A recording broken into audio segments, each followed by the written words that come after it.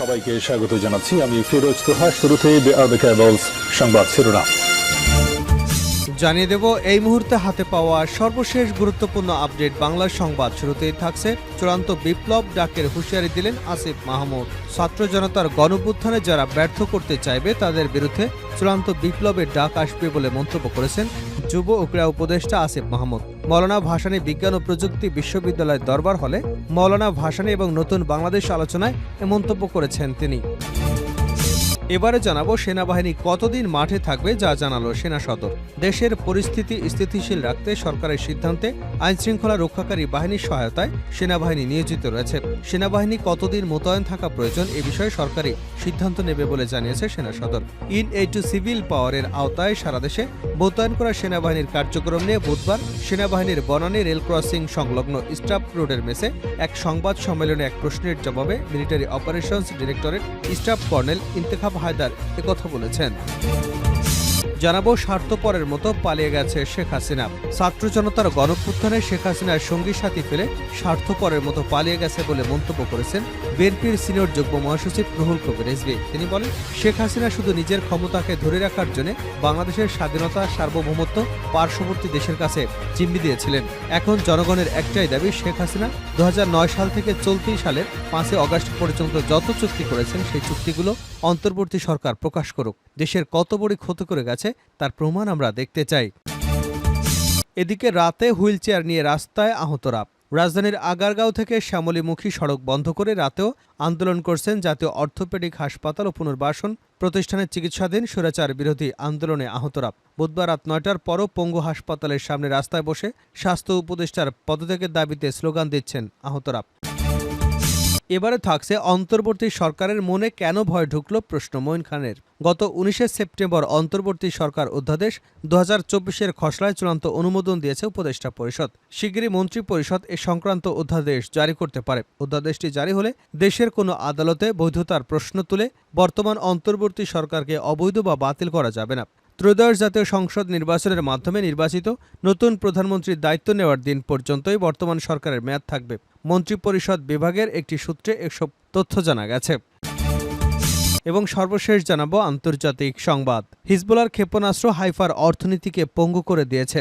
দখলকৃত Haifa শহরের mayor Yona ইয়াহাব লেবাননের সশস্ত্র গোষ্ঠী হিজবুল্লাহর ব্যাপক হামলা অব্যাহত রাখার বিষয়ে অত্যন্ত উদ্বেগ প্রকাশ করেছেন।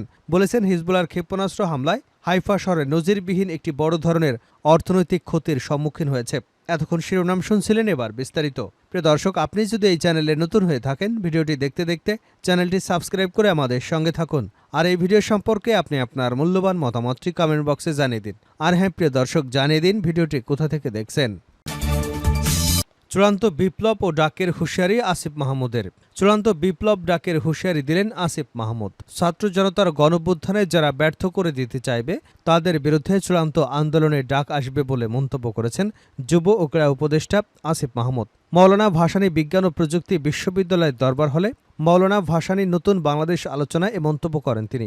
এরপর বুধবার নিজের ভেরিফাইড ফেসবুক পেজে সেই বক্তব্যের একটি ফটোকার্ড শেয়ার করেন আসিফ মাহমুদ। যুব উপদেষ্টা ওই পোস্টে লিখেছেন, আমরা 5 আগস্ট সশস্ত্রী বিপ্লবের ডাক দিতে প্রস্তুত ছিলাম। কেউ যদি রক্তস্নাত এই অভ্যুত্থানকে ব্যর্থ করতে চায়, চূড়ান্ত বিপ্লবের ডাক তাদের বিরুদ্ধেই আসবে। অন্তর্বর্তী সরকারের 3 উপদেষ্টা নিয়োগের পর থেকে একটি পক্ষ প্রশ্ন তুলেছে। এছাড়া তথ্য ও সম্প্রচার উপদেষ্টা নাহিদ ইসলামের একটি সুপারিশপত্র সামাজিক যোগাযোগ মাধ্যম ফেসবুকে ভাইরাল হয়েছে, যার ব্যাখ্যাও দিয়েছেন নাহিদ। এদিকে জগন্নাথ বিশ্ববিদ্যালয়ে আন্দোলনকারী শিক্ষার্থীদের একটি স্লোগান ভিন্নভাবে প্রচার করছে একটি পক্ষ। এসব ঘটনায় শিক্ষার্থীদের বড় একটি অংশ নাহিদ ইসলামের পক্ষ নিয়ে উই আর নাহিদ হ্যাশট্যাগ চালু করেছেন।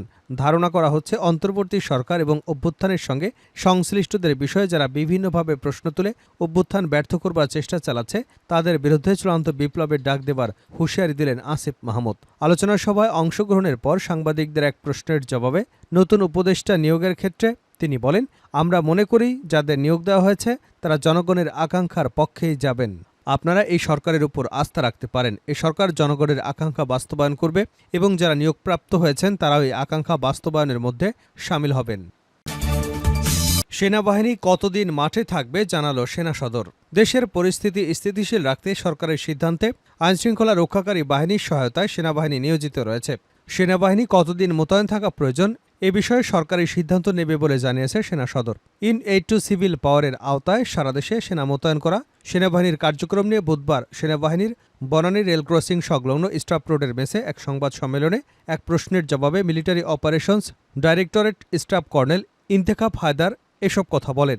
ইন্তেখাব হায়দার খান বলেন, এই মুহূর্তে দেশের ৬২ জেলায় সেনার সদস্যরা আইনশৃঙ্খলা রক্ষায় অন্তর্বর্তী সরকারের সংশ্লিষ্ট মন্ত্রণালয়, আইনশৃঙ্খলা রক্ষাকারী বাহিনী, স্থানীয় প্রশাসন, বিভিন্ন সংস্থা, গণমাধ্যম, স্থানীয় জনগণের সঙ্গে সম্পৃক্ত হয়ে সমন্বিত প্রচেষ্টার মাধ্যমে সার্বক্ষণিক সক্রিয়ভাবে দায়িত্ব পালন করছেন। তিনি বলেন, বিরাজমান অবস্থায় দেশের পরিস্থিতি স্থিতিশীল রাখতে আইনশৃঙ্খলা রক্ষাকারী বাহিনীকে সহায়তায় সেনাবাহিনী নিয়োজিত রয়েছে। অস্ত্র, গোলাবারুদ উদ্ধার এবং এর সঙ্গে সংশ্লিষ্টদের গ্রেপ্তারের পাশাপাশি দেশের শিল্পাঞ্চলে অস্থিরতা রোধে সেনাবাহিনী গুরুত্বপূর্ণ ভূমিকা রাখছে। তিনি জানান, দেশের শিল্পাঞ্চলে ৬ শতাধিক অস্থিতিশীল পরিস্থিতি নিয়ন্ত্রণে সক্রিয় ভূমিকা রেখেছে সেনাবাহিনী। কারখানাগুলোকে চালু রাখতে সংশ্লিষ্ট মন্ত্রণালয়, বিজিএমইএ সহ সংশ্লিষ্ট সবার সমন্বয়ে বিভিন্ন পদক্ষেপ গ্রহণ করা হয়েছে, যার ফলে বর্তমানে দেশের ২০৮৯টি গার্মেন্টস কারখানার মধ্যে প্রায় সবকটি এই মুহূর্তে চালু রয়েছে। স্বার্থপরের মতো পালিয়ে গেছেন শেখ হাসিনা আর রিজভী। ছাত্র জনতার অভ্যুত্থানে শেখ হাসিনা সঙ্গী সাথী ফেলে স্বার্থপরের মতো পালিয়ে গেছে বলে মন্তব্য করেছেন বিএনপির সিনিয়র যুগ্ম মহাসচিব রুহুল কবির রিজভী। তিনি বলেন, শেখ হাসিনা শুধু নিজের ক্ষমতাকে ধরে রাখার জন্য বাংলাদেশের স্বাধীনতা, সার্বভৌমত্ব পার্শ্ববর্তী দেশের কাছে জিম্মি রেখেছিলেন। এখন জনগণের একটাই দাবি, শেখ হাসিনা ২০০৯ সাল থেকে চলতি সালের ৫ আগস্ট পর্যন্ত যত চুক্তি করেছে সেই চুক্তিগুলো অন্তর্বর্তী সরকার প্রকাশ করুক। তিনি দেশের কত বড় ক্ষতি করে গেছেন তার প্রমাণ তো আপনারা দেখতেই পাচ্ছেন। রাজধানীর বনানীতে চক্ষু সেবা ক্যাম্পের উদ্বোধনকালে রিজভী এসব কথা বলেন। বিএনপির ভারপ্রাপ্ত চেয়ারম্যান এবং আমরা বিএনপি পরিবারের প্রধান পৃষ্ঠপোষক তারেক রহমানের নির্দেশনায় জুলাই গণহত্যায় চক্ষু হারানো, চক্ষু ক্ষতিগ্রস্ত নিম্নবিত্ত মানুষের চক্ষু সেবার উদ্দেশ্যে প্রখ্যাত বিশেষজ্ঞদের সমন্বয়ে বিনামূল্যে সেবা ক্যাম্পের আয়োজন করে আমরা বিএনপি পরিবার। ভারতে আদানির সঙ্গে আওয়ামী লীগ সরকারের বিদ্যুৎ চুক্তির প্রসঙ্গে রিজভী বলেন, এটি ছিল অত্যন্ত অসম চুক্তি, অত্যন্ত অন্যায় চুক্তি। আদানির কাছ থেকে যে বিদ্যুৎ কেনা হয় সেটা ১ ইউনিটের দাম ১২ টাকা। পৃথিবীর কোথাও এত দামে বিদ্যুৎ কেনা হয় না। তিনি আদানির সঙ্গে চুক্তি করেছিলেন একটা অসৎ উদ্দেশ্য নিয়ে। তাকে যদি কখনো পালাতে হয় তাহলে আদানি তাকে অর্থায়ন করবে। জনগণের কল্যাণের জন্য শেখ হাসিনা আদানির সঙ্গে কোনো চুক্তি করেনি, না হলে আদানি কেন হুমকি দেবে। এ সময় আরও উপস্থিত ছিলেন বিএনপির স্বাস্থ্য বিষয়ক সম্পাদক ডক্টর রফিকুল ইসলাম সহ আরও অনেকে। রাতেও হুইলচেয়ার নিয়ে রাস্তায় আহতরা। রাজধানীর আগারগাঁও থেকে শ্যামলীমুখী সড়ক বন্ধ করে রাতেও আন্দোলন করছে জাতীয় অর্থোপেডিক হাসপাতাল এবং পুনর্বাসন প্রতিষ্ঠানে চিকিৎসাধীন স্বৈরাচার বিরোধী আন্দোলনে আহতরা। বুধবার রাত ৯টার পর পঙ্গু হাসপাতালের সামনে রাস্তায় বসে স্বাস্থ্য উপদেষ্টারা পদত্যাগের দাবিতে স্লোগান দিচ্ছেন তারা। আহতরা হুইলচেয়ারে কেউ ভাঙা পা নিয়েই একটি চেয়ার পেতে বসে আছেন। তাদের দাবি, উপদেষ্টারা না আসা পর্যন্ত রাস্তা ছাড়বে না এবং হাসপাতালের ভেতরে ফিরেও যাবেন না। আহত ব্যক্তিরা সড়কে অবস্থানে বিক্ষোভ করায় আগারগাঁও থেকে শ্যামলী সড়কে যান চলাচল বন্ধ হয়ে গেছে। এতে ওই এলাকায় যানজট তৈরি হয়েছে। পুলিশ ঘটনাস্থলে গিয়ে পরিস্থিতি নিয়ন্ত্রণের চেষ্টা করেছে। এর আগে দুপুর ১টা ২০ মিনিটের দিকে তারা সড়কে নেমে আসেন, ফলে শ্যামলীমুখী গাড়ির চাপ বাড়তে থাকে এবং যানজটের সৃষ্টি হয়। এ সময় হাসপাতালের গেটের সামনে বিপুল সংখ্যক পুলিশ অবস্থান নেয়। এছাড়া বিকাল ৩টায় সেনাবাহিনীও ঘটনাস্থলে আসে। দুপুরে নিটোর পরিদর্শনে আসেন স্বাস্থ্য উপদেষ্টা ও ব্রিটিশ রাষ্ট্রদূত। তিনি প্রায় ২.৫ ঘন্টা ধরে আহত রোগীদের খোঁজখবর নেন। এরপর হাসপাতাল থেকে বের হবার সময় সেখানে সাংবাদিকরা কথা বলতে চাইলে আশপাশের আহত রোগীদের সরতে বলা হয়। এরপর আন্দোলনে হাসপাতাল ছড়িয়ে পড়ে। চিকিৎসাধীন আহতরা উপদেষ্টার গাড়ির সামনে এবং পথ আগলে দাঁড়ান। এক পর্যায়ে আন্দোলনে আহতদের গাড়ির সামনে এসে বসে পড়েন। আরেকজন উঠে পড়েন গাড়ির উপরে। কিছু সময় তারা গাড়িতে কিলঘুষি মেরে ক্ষোভ দেখাতে থাকেন। নেমে আসতে বলেন গাড়ির চালক সহ অন্যদের। পরে নিরুপায় হয়ে স্বাস্থ্য উপদেষ্টা এবং ব্রিটিশ রাষ্ট্রদূত অন্য একটি গাড়িতে করে সেখান থেকে বেরিয়ে যান।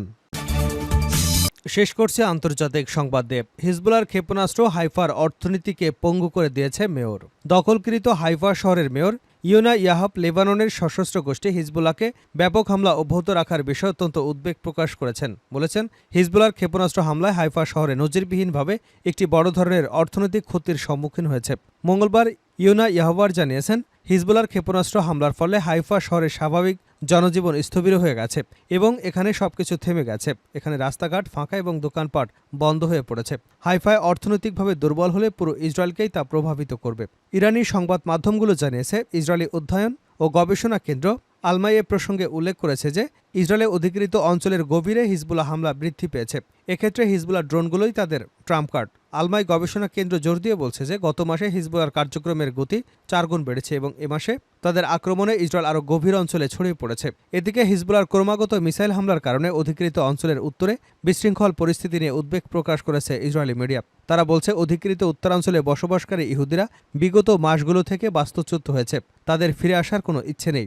ইসরায়েল সরকার রিজার্ভ সেনাবাহিনীর কর্নেল ঘাই আমোসি ঘোষণা দিয়েছেন যে দখলকৃত অঞ্চলগুলোকে একটি যুদ্ধক্ষেত্রে রূপান্তরিত করা এবং ইহুদি বসতিগুলোতে বারবার সতর্কীকরণ সাইবারের বাজানোর ঘটনা এখন ইসরায়েলিদের জীবনের একটি স্বাভাবিক প্রক্রিয়া হয়ে উঠেছে, যা অত্যন্ত বিপজ্জনক পরিস্থিতির সৃষ্টি করেছে।